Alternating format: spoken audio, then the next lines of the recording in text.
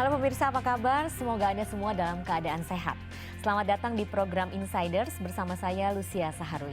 Pemirsa, jumlah investor dan transaksi aset kripto di Indonesia terus mengalami peningkatan menyusul kenaikan harga yang signifikan. Pada Juni 2021 saja, Bank Indonesia melaporkan jumlah investor aset kripto diperkirakan mencapai 6,5 juta. Untuk itu, PT Pintu Kemana Saja dengan brand Pintu, sebuah platform jual beli dan investasi aset kripto berbasis mobile pertama di Indonesia, hadir untuk membantu investasi aset kripto lebih mudah diakses siapapun, serta dapat menjembatani inklusi dunia kripto di Indonesia. Lalu apa saja inovasi layanan Pintu dan bagaimana masa depan investasi aset kripto di Indonesia? Saya akan membahasnya bersama founder dan CEO Pintu, Jet Sutoyo. Hai Jet.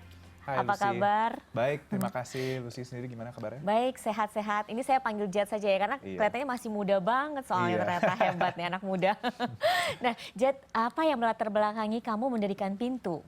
Iya, jadi saya itu awalnya tahun 2020 kita launching Pintu dan pada saat itu di kuartal 1 2020 ya, kita melihat di pasar Indonesia masih ada kurangnya platform aplikasi kripto yang benar-benar memudahkan orang awam untuk masuk ke dunia kripto. Jadi menurut saya waktu itu kebanyakan platform itu fokus ke para trader dan orang-orang yang lebih educated tentang financial markets, dan menurut aku kurang adanya aplikasi itu yang membuat aku mulai Pintu. Dan itu juga mulai dari frustrasi aku sendiri sih, kadang-kadang menggunakan beberapa aplikasi di market itu. Apakah itu cara pembeliannya agak ribet atau top up agak ribet atau KYC-nya susah. Nah, jadi ada beberapa hal yang membuat aku sadar bahwa ini potensialnya sangat besar sih.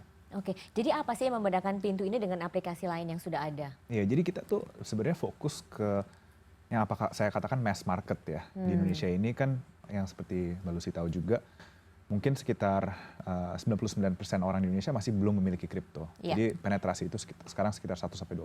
Dan untuk kebanyakan orang ini, bukan hanya konsep kripto itu yang baru untuk mereka, tapi konsep investasi dan trading itu juga suatu hal yang baru, ya kan?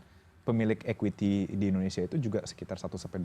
Sehingga kita tidak hanya cukup mengedukasi masyarakat ini tentang kripto, tapi juga tentang cara berinvestasi. Dan itu sesuatu yang kita fokuskan di Pintu. Mulai dari mereka sign up sampai mereka bisa membeli kriptonya yang pertama, itu kita handhold mereka, dan kita membuat experience itu sangat mudah buat user-user kita. Jadi berarti ada fitur-fitur yang menjelaskan tentang apa sih koin ini kan ada pilihan koin itu kan banyak sekali ya. Jadi untuk orang awam yang mungkin juga baru mencoba trading, bingung memilih yang mana, itu semua ada dijelaskan di Pintu begitu. Betul, kita jadi memang membantu menghadirkan informasi tentang setiap cryptocurrency, termasuk detail-detailnya seperti circulating supply, seperti mekanisme token economics-nya setiap cryptocurrency.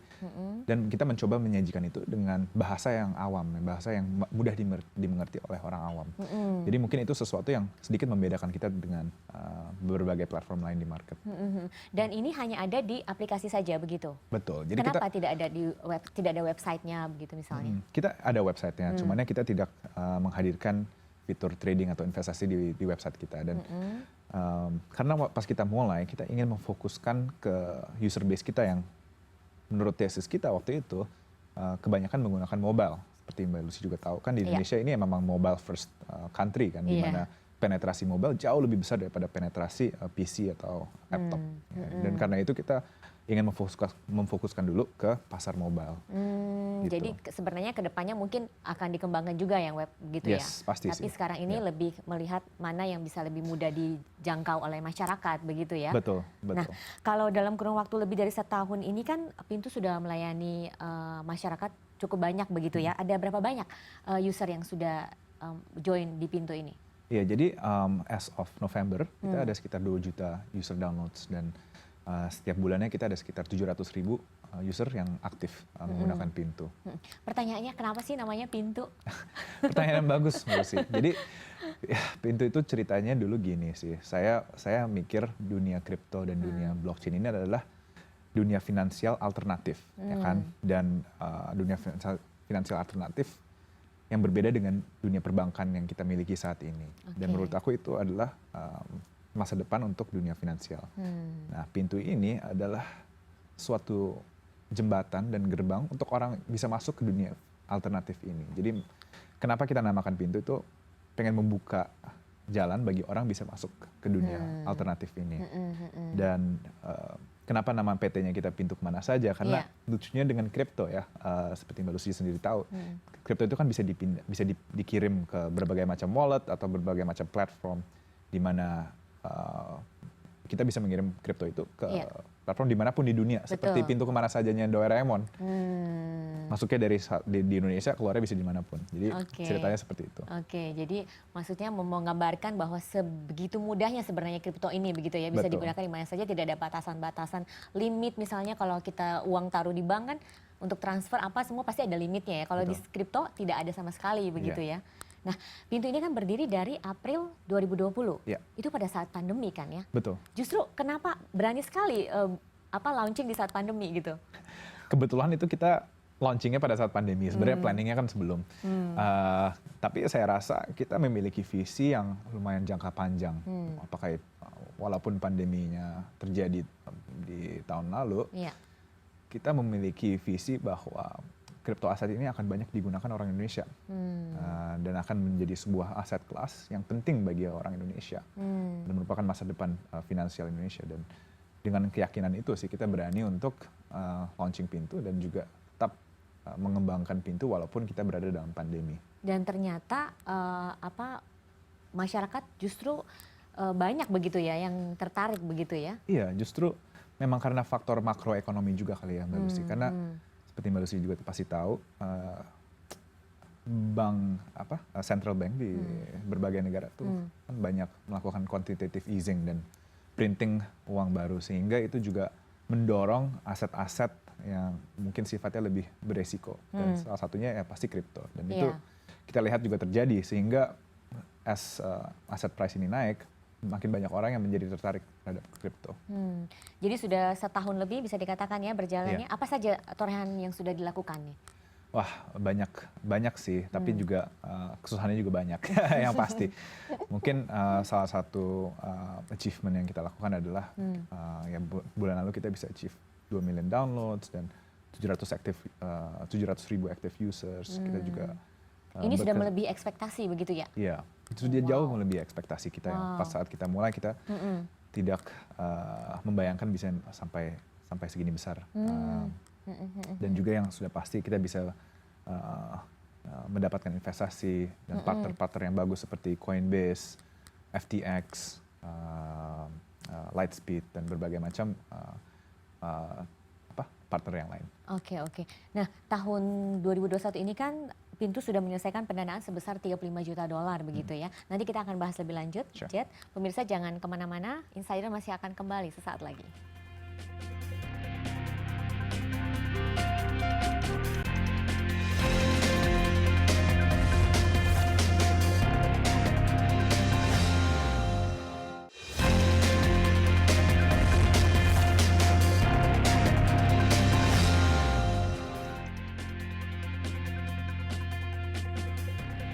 Anda masih menyaksikan Insider, saya masih bersama founder dan CEO Pintu, Jet Sutoyo.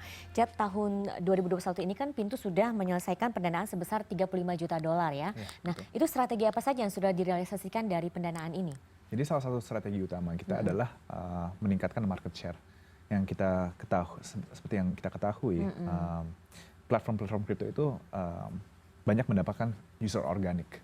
Dan kita mempunyai kepercayaan bahwa banyak user-user di luar sana yang mungkin belum tertarik terhadap kripto, tapi bisa kita lakukan edukasi. Jadi kebanyakan sebagian besar pendanaan ini kita juga kita gunakan untuk melakukan marketing dan edukasi ke masyarakat tentang apakah itu kripto dan cara berinvestasi tentang kripto.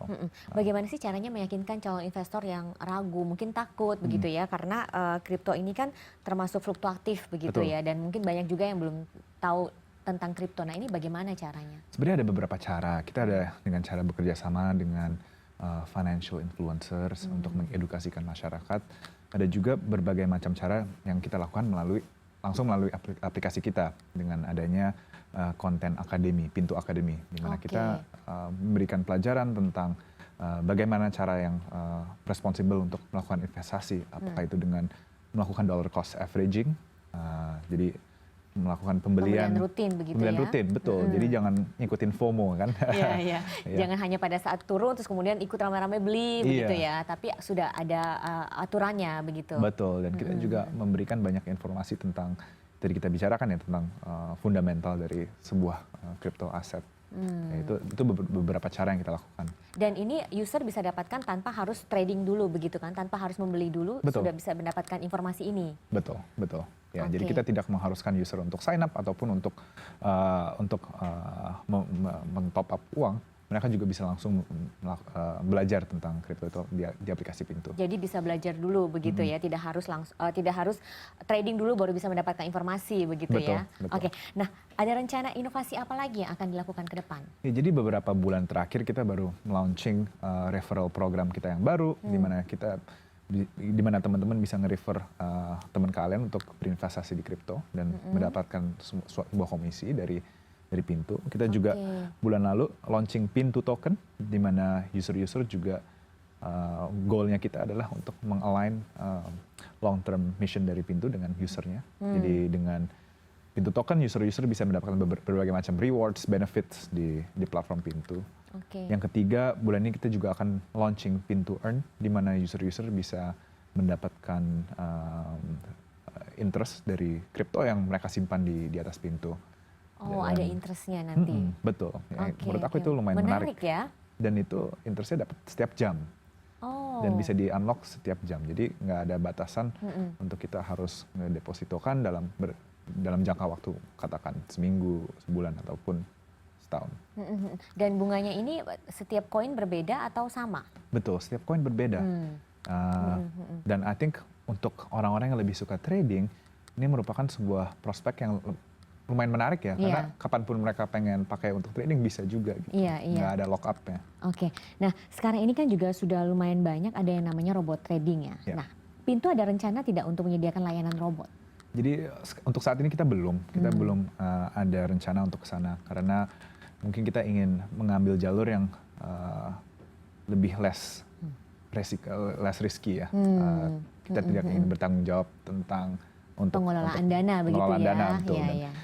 Karena kalau kita masuk ke daerah sana itu juga kemungkinan memiliki regulasi yang berbeda dengan apa yang kita sajikan saat ini.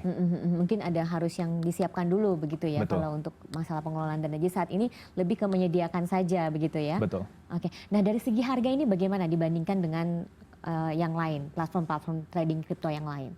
Jadi kita ini cara user bisa membeli dan menjual adalah kita memberikan harga final, di mana di platform lain mungkin platform itu mengambil komisi, apakah itu 0,1%, ada yang juga yang sampai 0,3%.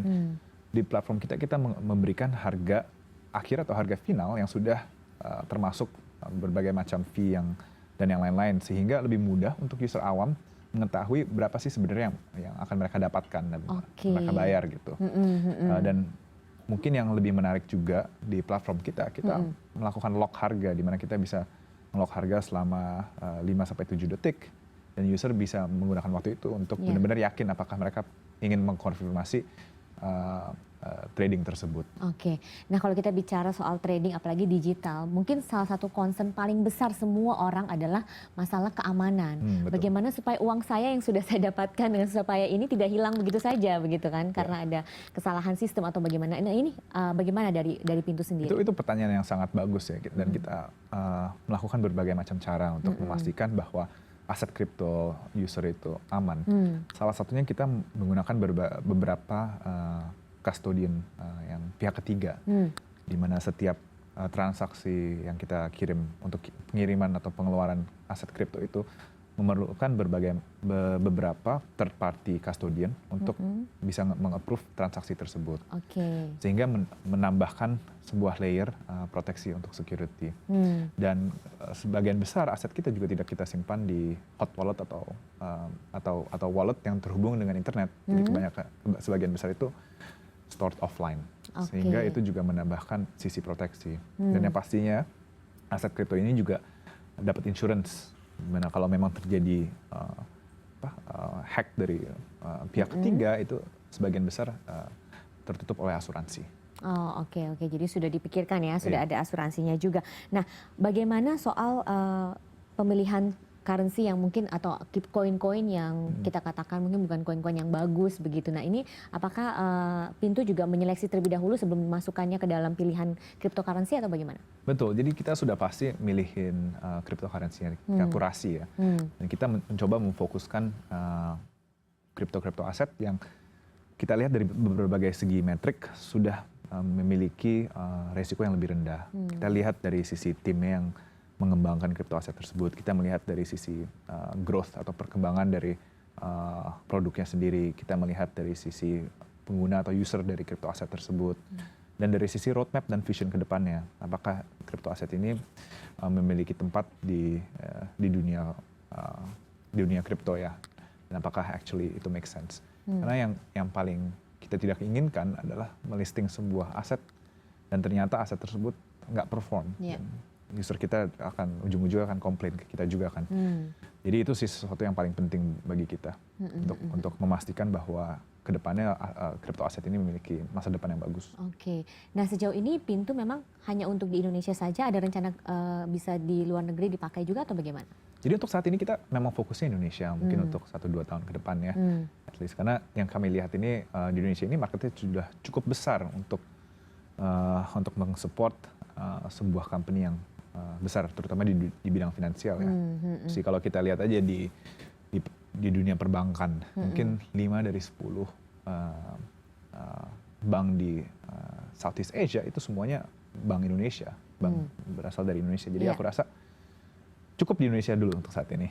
Oke, dari Indonesia saja sudah cukup banyak begitu yang harus digarap ya. Nah, menurut Jet, bagaimana masa depan investasi kripto ke depan ini kita akan bahas lebih lanjut nanti. Pemirsa jangan kemana-mana, kami masih akan kembali melanjutkan perbincangan, tetaplah di Insiders.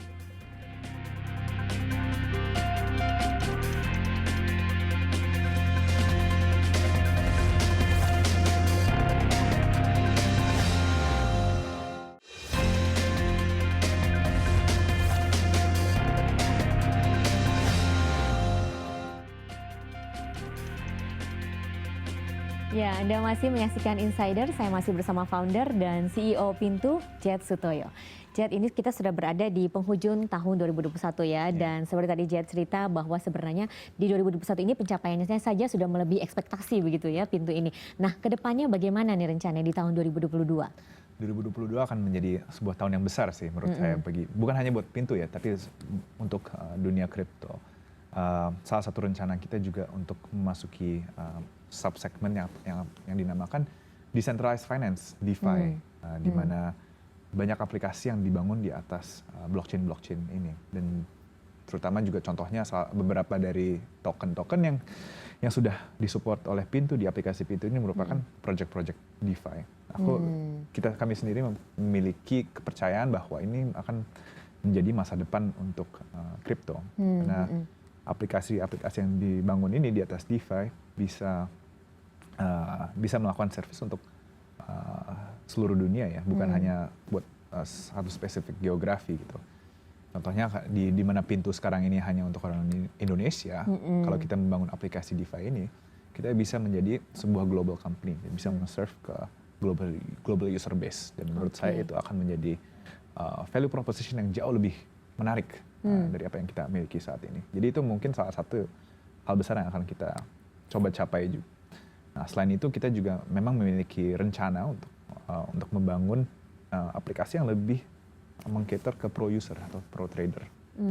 Karena menurut aku itu sebuah segmen besar yang mungkin saat ini kita belum terlalu fokus. Ya, betul. Karena memang fokus kita selama ini adalah untuk orang-orang awam yang baru ingin masuk ke dunia kripto. Ini mau mengajarkan dulu begitu ya, mengenalkan kripto begitu ya. Betul. Jadi kita akan lebih fokus ke dunia pro untuk orang-orang seperti Mbak Lucy sendiri mungkin yang saya juga baru belajar. Ya, jadi itu mungkin 2 hal yang akan coba kita lakukan. Ya. Nah, ini bagaimana supaya user ini terhindar dari pemilihan cryptocurrency yang ilegal begitu? Ini apa yang harus dilakukan? Yang sudah pasti kan kita harus bekerja sama dengan regulator untuk memilih kripto apa saja yang bisa dimasukkan ke daftar whitelist ya. Jadi pemerintah melalui Bapepti itu memiliki sebuah token whitelist di mana mereka mengkurasi apa aja token yang bisa diperdagangkan di atas platform-platform ini. Dan yang sudah pasti sih apa yang dinamakan do your own research ya, sudah pasti kita harus melakukan research terhadap berbagai macam token ini dan juga menyajikan informasi ini untuk pengguna-pengguna kita supaya mereka juga bisa melakukan research terhadap crypto aset ini. Nah, ujung-ujungnya sih all about information and education. Oke, jadi intinya sih kita sendiri sebagai user juga harus mau banyak belajar begitu ya, cari tahu begitu ya, jangan hanya terima bersih saja begitu. Nah, kalau kita lihat kripto ini kan memang sebenarnya aset yang tinggi spekulasinya begitu ya, tapi jumlah penggunanya semakin meningkat, bahkan di saat pandemi Pintu sudah membuktikan usernya bisa bertambah melebihi ekspektasi. Ini kenapa menurut Jet? Mungkin karena ada dampak makroekonomi juga, di mana kita ngelihat tren ini di seluruh dunia ya, di mana penggunaan kripto itu jauh meningkat karena likuiditas di pasar global itu jauh meningkat dengan adanya quantitative easing dari berbagai macam central bank di seluruh dunia. Dan fenomena ini kita lihat dimanapun di seluruh dunia ya. Dan juga dengan ada hadirnya sekarang platform-platform yang sangat mudah buat orang-orang awam untuk menginvestasi dan trading kripto itu sangat membantu. Dan mungkin yang ketiga karena adanya pandemi dan working from home, banyak orang yang memiliki waktu luang ya di rumah untuk trading dan untuk investasi. Mungkin itu beberapa faktor kali ya membantu mendorong mendukung pertumbuhan kripto begitu ya. Nah, sesudah menjalankan ini selama 1 tahun lebih, apa saja yang Jet lihat sebagai mungkin bisa dikatakan kendala dan mungkin pelajaran ke depan begitu? Jadi menurut saya itu yang pasti kita harus tetap melakukan research dan waspada terhadap berbagai macam produk kripto di luar. Karena seperti kita tahu ya banyak juga scam dan juga banyak juga investasi-investasi bodong di luar sana yang sudah merugikan banyak orang. Jadi itu kita sudah pasti harus waspada terhadap hal-hal investasi seperti itu. Karena saya yakin pasti banyak orang juga yang kena di luar sana. Jadi aku ingin titip pesan untuk teman-teman di luar untuk melakukan research. Dan yang kedua adalah bagi teman-teman yang belum mencoba untuk masuk ke dunia kripto, saya harap mereka bisa mencoba walaupun itu dengan mengalokasikan jumlah yang sedikit. Paling nggak mereka bisa mencoba masuk ke dunia finansial baru ini yang menurut saya akan menjadi masa depan untuk financial system di seluruh dunia. So I think itu akan menjadi titipan pesan saya untuk pemirsa. Nah, nyambung dengan tadi apa yang sudah Jet katakan. Jadi bagaimana sih Jet melihat ke depannya investasi aset kripto ini? Saya rasa nih dari sisi kalau kita ngomong dari sisi harga ya, udah pasti di mana ada naik pasti ada turunnya juga ya. Jadi saya harap juga teman-teman waspada bahwa jangan langsung masukin semua uang teman-teman dan juga melakukan apa yang dinamakan dollar cost averaging, jadi sedikit demi sedikit membeli. Karena yang apa yang sudah kita lihat adalah sebuah tahun di mana bull run-nya sudah sangat lama ya, sejak 2020. Jadi mungkin perlu ada kewaspadaan terhadap hal tersebut. Tetapi dari sisi pengguna dan total user base, saya rasa kripto ini akan makin naik sih. Dimana sekarang ini kita sekitar 2% dari populasi memiliki kripto. Saya rasa dalam 3-5 tahun ke depan itu at least 10-20% penduduk Indonesia yang memiliki cryptocurrency atau sebuah macam dari kripto. So I think masa depannya masih sangat cerah sih untuk industri ini. Oke, jangan sampai kita ketinggalan begitu ya. Betul. Oke, baik, terima kasih Jet sudah berbagi informasi di sini. Sukses buat Pintu, semoga kedepannya semakin bisa memberikan pelayanan yang baik kepada masyarakat, edukasi yang baik supaya kita semakin mengenal tentang dunia kripto ini. Dan pemirsa, demikian program Insiders hari ini. Dari dialog ini semoga kita dapat mengetahui lebih banyak mengenai investasi kripto dan semakin mudahnya mengakses investasi kripto di Indonesia. Saya Lucia Saharwi, terima kasih dan sampai jumpa.